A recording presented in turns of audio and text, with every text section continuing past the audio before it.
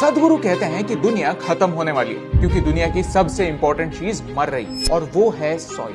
क्या बकवास है, सॉइल कैसे मर सकती है? सॉइल जिंदा थोड़ी है। बेशक सॉइल जिंदा होती है क्योंकि बस एक मुट्ठी सॉइल में 8 से 10 बिलियन जीव होते हैं। ये एक फैक्ट है। यानी पूरी दुनिया के ह्यूमन पॉपुलेशन से ज्यादा जीवन सिर्फ एक मुट्ठी सॉइल में, और इसी जीवन की वजह से हम गेहूं, चावल, फल, सब्जी सब उगाते हैं। और यही जीवन, यही माइक्रो ऑर्गेनिजम्स अब खत्म हो रहे हैं। लेकिन क्यों? यही जानने के लिए हमने सदगुरु से बात की। उनसे पूछा कि सेव सॉइल से हमें क्या फर्क पड़ता है। Every responsible scientist is pointing out the UN agencies have clearly stated we have only 60 to 80 harvests left in the planet. That means somewhere between 45 to 50 or 55 years.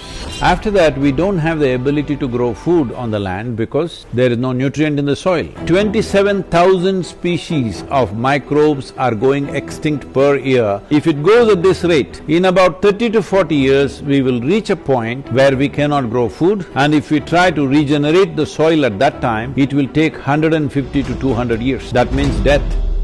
Soil एक non renewable natural resource है। Did you know, सिर्फ 1 centimetre top soil बनने के लिए 1000 साल तक लग सकते हैं और उसे खोने के लिए सिर्फ 1 घंटा ही काफी है। जोरों की बारिश जहां मिट्टी को पकड़े रखने के लिए पेड़ ना हो, सॉइल डिस्ट्रॉय कर देती है। पोल्यूशन, इंडस्ट्रियलाइजेशन, केमिकल्स, रीजन एक नहीं कई सारे हैं। हम खुद चाह कर भी सॉइल नहीं बना सकते। ये प्रोसेस नेचुरल है और इसमें टाइम लगता है। लेकिन पिछले कुछ सालों में हम सॉइल को जिस स्पीड से डिस्ट्रॉय कर रहे हैं, उस स्पीड से we don't have much time left. Because of industrial level of agriculture, where there is no organic input into the soil, the plant cannot get the nutrients that it wants without the help of the microbes, because those microbes are the basis of life on this planet. Soil is not dead material where you can throw some nitrogen, phosphorus, something and make it happen. It's a living entity.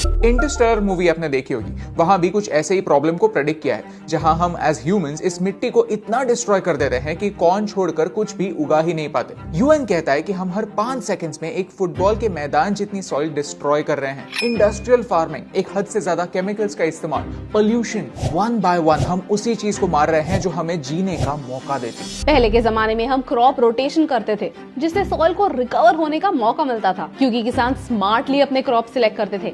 ऐसी crops की जोड़ी बनाते थे जो same nutrients use ना करते हो, so that the soil doesn't get depleted at the same time, ताकि सॉइल को भी एक ब्रेक मिले, न्यूट्रिएंट्स रिप्लेनिश होने का मौका मिले। लेकिन अब मोनोक्रॉपिंग होती है और प्रॉफिट्स बढ़ाने के लिए सॉइल की बलि चढ़ती है। 2050 तक दुनिया का पॉपुलेशन 9 बिलियन तक पहुंचने वाला है। हमें आज से 1.5 गुना ज्यादा खाना लगने वाला है, लेकिन हमारे सॉइल की फर्टिलिटी कम हो रही। आने वाले बस